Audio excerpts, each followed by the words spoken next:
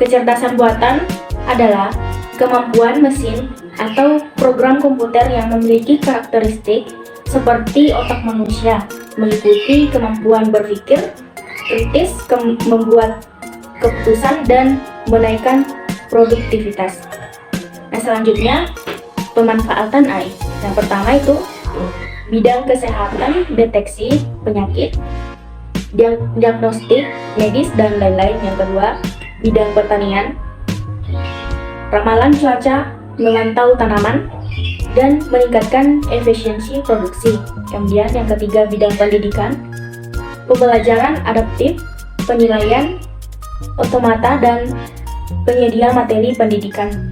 Yang keempat, bidang keuangan atau perbankan, analisis risiko dan kecurangan, analisis kredit, dan lain-lain.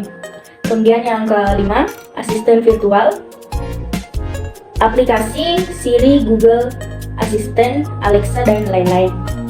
Selanjutnya ada masalah dan ruang keadaan. Dalam konteks AI, masalah merujuk pada situasi yang perlu diselesaikan, sedangkan ruang keadaan adalah himpunan semua kemungkinan, keadaan, atau langkah-langkah yang diambil untuk mencapai solusi dari masalah tersebut. Kemudian ada jaringan saraf tiruan. Artificial Neural Network adalah model komputasional yang terinspirasi oleh struktur dan fungsi otak manusia. Model ini digunakan dalam kecerdasan buatan untuk memproses informasi, belajar dari data, dan membuat prediksi atau keputusan berdasarkan pola yang ditemukan di dalam data. Selanjutnya ada perseptron. Model sederhana dalam jaringan saraf tiruan untuk klasifikasi biner. Ia menggunakan bobot dan fungsi aktivasi untuk memisahkan data menjadi dua kelas yang berbeda. Nah, kemudian ada multiplayer perseptron. Jenis jaringan saraf tiruan dengan lapisan input, beberapa lapisan tersembunyi, dan lapisan output. Ia dapat memproses data kompleks dan belajar dari data melalui algoritma pembelajaran berbasis gradien. Multiplayer perseptron sering digunakan untuk pengenalan gambar, analisis data, dan prediksi. Yang terakhir ada metode backpropagation.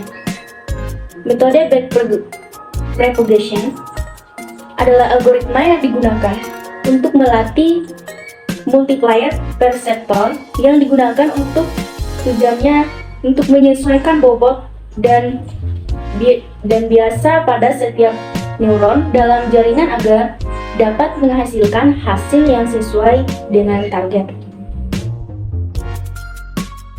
Fungsi logik, pendekatan matematis yang membangkitkan pengolahan informasi ambigu dengan nilai kebenaran antara 0 dan 1. Ia digunakan untuk pengendalian sistem untuk pengambilan keputusan yang berbasis pada bahasa manusia atau data tidak logis. Arsitektur, fungsifikasi, rules based, basis aturan, mesin inferensi, definisifikasi, blind search, algoritma pencarian yang tidak menggunakan informasi domain atau heuristik untuk memandu pencarian, melainkan mencari melalui seluruh ruang keadaan. Contohnya BFS atau pencarian melebar, DFS pencarian mendalam. Heuristic search menggunakan informasi tambahan atau heuristik untuk memandu pencarian hingga algoritma dapat lebih efisien dalam mencari solusi dari blind search. Contohnya generate and text atau high climbing.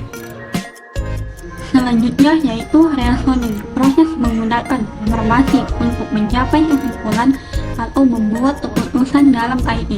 Ini memungkinkan sistem untuk mengambil keputusan logis dan memecahkan masalah.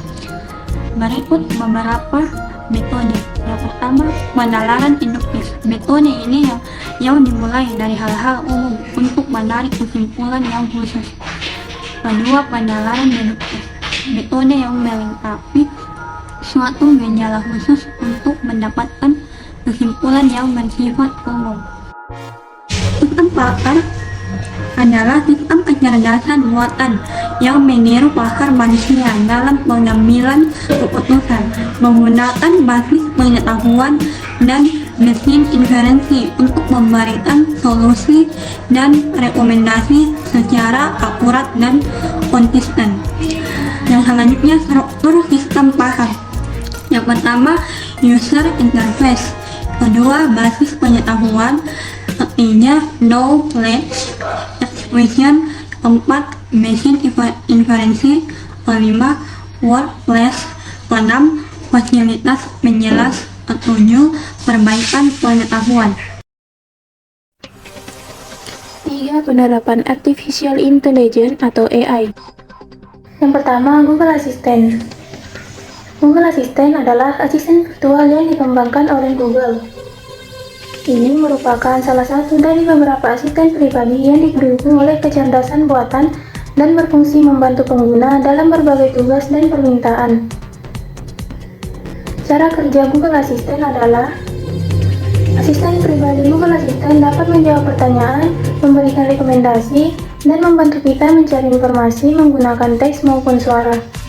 Dapat memberikan informasi tentang cuaca, berita terkini, jadwal film, dan lain-lain.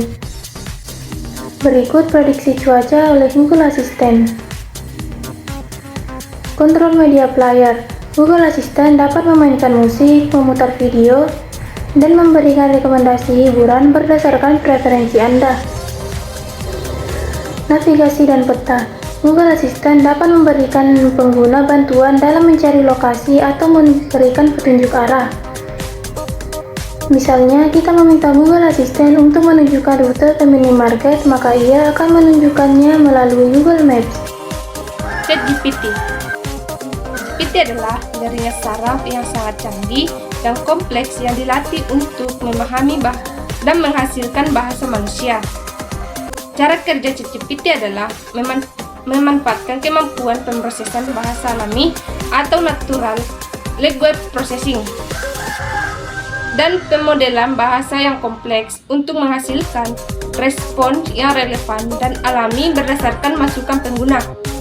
Proses ini memanfaatkan data pelatihan yang besar dan beragam untuk mengajarkan model untuk memahami bahasa manusia dan memberikan tanggapan yang informatif.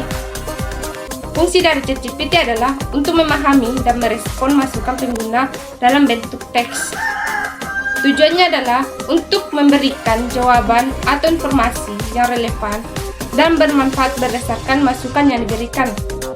Manfaat dari teknologi ini sangat banyak, salah satunya bagi mahasiswa dan peneliti. ChatGPT dapat membantu pencarian artikel, menjawab pertanyaan, dan memberikan panduan lanjut dari sebuah penelitian. Salah satu contohnya di sini, saya meminta ChatGPT untuk memberikan contoh artikel, dan bisa dilihat jawaban yang diberikan sudah cukup lengkap dan mudah dipahami. ChatGPT didesain untuk menyerupai interaksi manusia dengan komunikasi yang lebih alami, sehingga pengguna dapat berbicara dengan model seperti berbicara dengan orang lain. Penerapan AI dalam diagnosa penyakit. Di era digital saat ini, teknologi artificial intelligence telah berevolusi di banyak aspek kehidupan, termasuk bidang kesehatan. Salah satu penerapan yang menarik adalah penggunaan AI dalam diagnosa penyakit. Bayangkan Anda berada di sebuah rumah sakit. Setiap hari ribuan pasien datang dengan berbagai gejala yang bervariasi dan dokter harus menghadapi tantangan dalam mendiagnosa penyakit yang tepat dan juga cepat. Disinilah AI dapat membantu. Sistem komputer berbasis AI dapat menjadi asisten berharga bagi para dokter dengan menganalisis data medis dari pasien secara lebih akurat dan efisien. Pertama-tama, sistem AI mengumpulkan data dari berbagai sumber termasuk rekam medis elektronik, hasil tes laboratorium, pemindaian gambar, serta riwayat kesehatan pasien. Data yang dikumpulkan kemudian digunakan untuk melatih algoritma machine learning. Proses ini mengajarkan sistem AI untuk mengenali dan pola hubungan antara gejala penyakit serta respon terhadap pengobatan. Salah satu keunggulan AI dalam diagnosa adalah kemampuan untuk mengenali pola yang kompleks dan menginterpretasikan data dengan tingkat akurasi yang tinggi. Penerapan AI diagnosa penyakit bukanlah pengganti para dokter, tetapi sebagai alat bantu yang canggih. Dokter dan tenaga medis tetap berperan penting dalam menafsirkan hasil yang diberikan dan mengambilkan keputusan akhir untuk perawatan pasien.